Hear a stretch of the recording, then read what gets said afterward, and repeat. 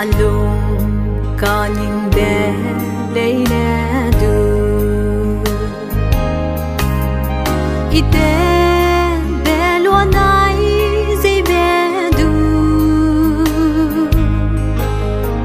atsai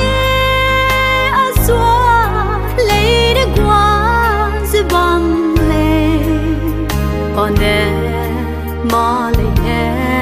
si kam le pane ma leine si kam le pane ma leine si kam le ai gung je ma si kan sang de hu de sang je i chang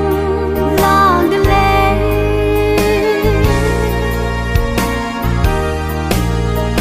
awa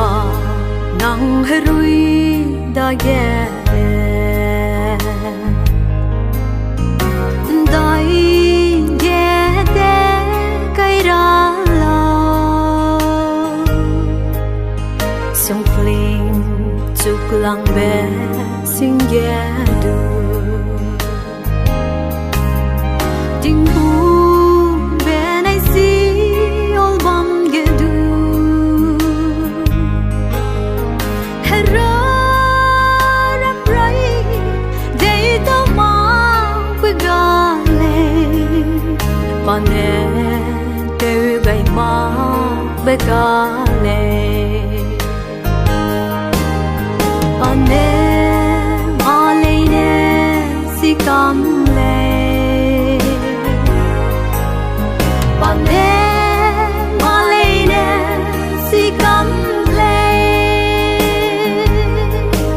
ai gung je ma si kan sang de hu de sang je i chang lang de le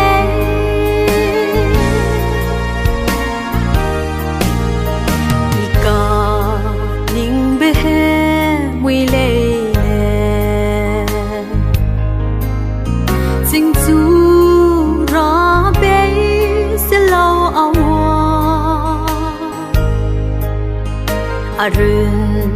na aju suang mera amui zenang ne re bam lo ki sia le de si ra be lo nang ne ma le ne si kam le